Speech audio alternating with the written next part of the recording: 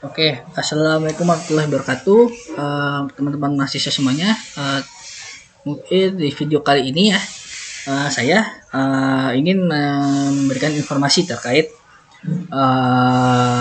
LMS ini atau e-learning ya, e-learning Infada Cirebon.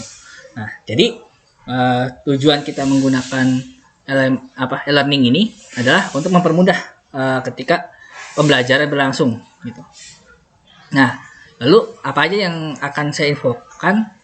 Pertama adalah tentunya ya cara login. Yang kedua adalah gimana kita melakukan absensi. Lalu gimana kita menggunakan Google Gmeet ya, atau menggunakan Zoom mungkin ya, kalau bagi ada yang dosennya menggunakan Zoom. Nah, lalu kita akan mencoba menginputkan file atau tugas ya, karena biasanya kan dosen memberikan tugas. Nah, kita perlu memberikan jawaban tugas tersebut. Nah, kita akan coba untuk melakukan itu. Nah, saya akan bahas dulu terkait dengan login. Login sendiri biasanya ketika kita sudah memasukkan ke sistem, itu akan ada mode yang harus diganti passwordnya. Nah, tapi kadang ada juga yang gagal. Nah, ketika ada yang gagal dan sudah menggunakan kalimat atau username-nya itu adalah huruf kecil ya. Saya sekali lagi bilang, username dibuat dalam huruf kecil dengan nama panjang kalian sendiri sesuai dengan yang ada di absensi ya. Nah, itu lalu tanpa spasi. Jadi memang akan dibuat seperti dempet semua ya.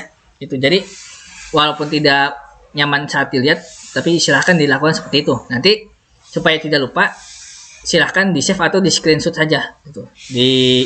Kalau di HP mungkin bisa ya ditarik ke atas, dari atas ke bawah gitu, dengan 3 jari mungkin.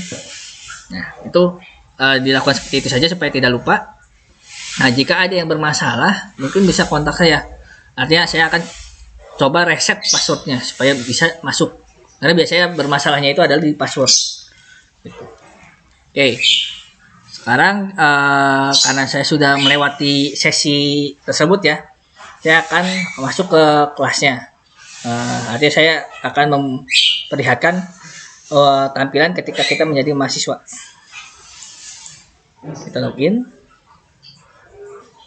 Oh ya, sebelumnya maaf, saat penggunaan mengganti passwordnya itu, mohon diingat untuk mengganti passwordnya dengan kombinasi angka, huruf besar, huruf kecil, dan simbol ya. Artinya harus digunakan keempat elemen itu. Jangan hanya menggunakan namanya saja atau dalam bentuk kalimat ya, atau hanya angkanya saja. Nah, diusahakan dicampur ya, karena memang secara sistem dia akan membaca seperti itu supaya lebih aman, lebih tepatnya sih. Nah, lalu bagian current password itu diisi dengan password yang di awal tadi yang kalian pas masuk gitu. Jangan kalian gunakan password yang sama dengan yang di bawahnya ya. Jangan seperti itu. Jadi mohon diingat apa yang tadi saya ucapkan. Nah, saya kembali ingin memperlihatkan kelas ya, kelas kalian. Nah, di sini ada deretan kelas yang akan kalian pelajari. Nah, ini bisa naik turunkan ya untuk activity course-nya itu. Nanti di sini isinya itu adalah nama dosennya gitu, nama dosen. Lalu di sini adalah mata kuliahnya gitu. Jadi kalian bisa tahu kalian diajarkan oleh siapa, lalu mata kuliah kalian apa saja. Nah, ini akan muncul di sini gitu. Nah, jika sudah kita akan klik. Ini versi saya ya, ini adalah akun saya sebagai mahasiswa. Nah, di sini ketika kalian bisa melihat teman-teman kalian, partisipannya siapa saja. Ini bisa dilihat. Nah, jika ada yang memang belum dimasukkan karena kalian sebagai temannya ya, jadi mohon diinfokan ke dosennya bahwa Bu, teman saya ada yang belum masuk gitu, misalkan seperti itu. Nanti dosen akan melakukan enroll namanya. Proses memasukkan mahasiswa ke kelas itu namanya enroll. Nah, jadi nanti dosen akan enroll nama mahasiswa yang belum masuk ke kelasnya. Gitu. Oke, di sini mungkin penjelasan untuk mahasiswa ya, untuk memasukkan kelas.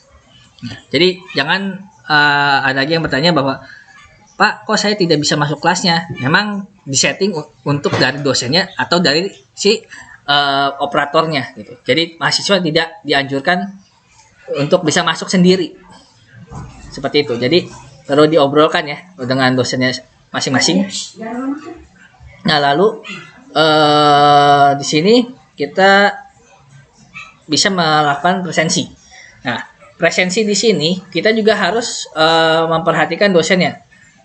Apakah menginformasikan presensinya ini dibuat dalam bentuk kita sendiri atau self record atau dari mahasiswanya yang melakukan absensi gitu. Nah, kalau misalkan dari kita, otomatis ini akan bisa dibuka. Tetapi kalau misalkan dari dosennya, kita tidak akan bisa melakukan absensi gitu sebagai mahasiswa ini. Nah, jadi mungkin seperti itu ya. Nah, di sini ada bisa dilihat untuk keseluruhan absennya. Misalkan dia dapat persentasenya berapa persen. Nah, ini bisa cek ya, bisa dicek sama mahasiswa juga supaya kalian tahu gitu. Kalian tuh tidak masuk berapa lama sih atau tidak pernah mengisi berapa banyak absennya ini. Oke, itu untuk absen. Lalu kemarin saya dapat informasi terkait yang Gmeet ya. Apa yang tugas gitu saya lupa. Nah, jadi saya akan jelaskan keduanya. Ini saya jelaskan tentang penggunaan Gmeet ya. Cara penggunaan Gmeet, kalian akan diberikan informasi. Nah, notifnya itu akan ada muncul di sini. Bahwa misalkan dalam waktu 10 menit kalian ada pembelajaran secara video conference. Nah, ini akan muncul informasinya. Nah, ketika sudah muncul atau tidak muncul sekalipun, kalian bisa klik bagian sini, enter the room. Nah, saat menggunakan enter the room ya sudah, kalian tinggal masuk saja ke dalam ya kan. Seperti itu. Nah, ini untuk penggunaan video conference ya. Nah, lalu untuk tugas besar saya bisa tampilkan seperti ini mungkin ya. Nah, untuk sini salah ketik ya, jadi jangan dilihat, abaikan saja. Nah, ya, kalian yang harus diperhatikan adalah di sini. Kalian bisa mengetahui waktu pengerjaan untuk tugas ini berapa lama lagi. Nah, nanti status grade-nya juga bisa diketahui ketika dosennya sudah menginputkan nilai. Nah, di sini. Lalu di sini ada keterangan tugasnya sudah dikerjakan apa belum. Nah, ini kalau di Indonesia, bahasa Indonesia mungkin saya bisa klik ya. Nah, seperti ini. Tidak ada upaya. Jadi bisa dimaksudkan bahwa mahasiswa ini tidak mengerjakan tugasnya gitu.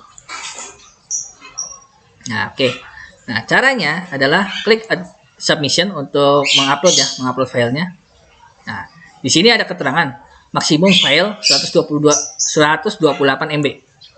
Jadi diusahakan jangan lebih dari 128 MB untuk filenya, karena biasanya kan penugasan itu adalah dalam bentuk Word ya, atau dalam bentuk laporan misalkan. Nah, biasanya kan pakai Word ya atau PDF.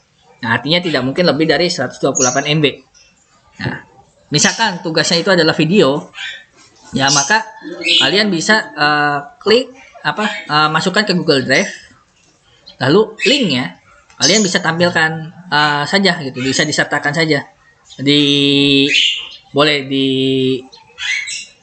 Notepad atau mungkin menggunakan hal-hal yang lainnya ya, itu bisa.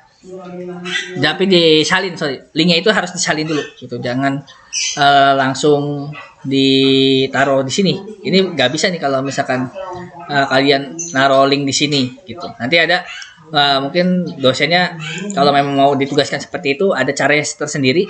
Nanti dosennya akan menyampaikan cara submitnya seperti apa gitu. Tapi biasanya untuk penugasan seperti ini ya bentuknya. Kalau misalkan mau menggunakan submit yang seperti ini, maka kalian berarti kalau tugasnya video ya harus dikopas tuh link videonya ke Word atau ke Notepad atau kemana gitu. Mungkin untuk penjelasannya seperti itu ya. Oke, saya masuk ke informasi terakhir yang mungkin saya bisa berikan adalah mohon untuk diingat kembali bahwa ketika kalian login, pastikan data yang sudah kalian coba itu benar-benar kalian sudah coba. Artinya jangan sampai ternyata sudah dicoba nih, kalian ganti password. Nah, ternyata kalian yang lupa nih. Nah, usahakan jangan seperti itu ya, karena itu juga menghambat pembelajaran nantinya. Karena kan saya harus reset ya, reset passwordnya dulu gitu. Jadi kalian tidak bisa reset password sendiri. Ya Kak, dimohon untuk bisa diingat-ingat ketika sudah mengganti passwordnya. Nah, jika ada masalah atau biasanya yang sudah saya pernah coba itu tidak pernah ada yang namanya salah ketika password itu sudah diganti. Cuma mungkin kalian ada yang salah ketik. Nah, jadi kalau bisa jangan sampai kaliannya juga salah ketik nih. Jangan tiba-tiba bilang, Pak, punya saya nggak bisa, bener saya sudah ganti. Nah, berarti kan di sini ada unsur kesalahan dari mahasiswa ya. Artinya kalian lupa untuk mencatat password atau mungkin bahkan lupa tahu nih username-nya apa gitu. Nah, jangan sampai seperti itu. Oke, mungkin untuk video e-learning Infada Cirebon kali ini saya cukupkan. Jika ingin ada yang ditanyakan bisa langsung kontak saya. Mungkin itu saja yang bisa saya sampaikan. Terima kasih. Assalamualaikum warahmatullahi wabarakatuh.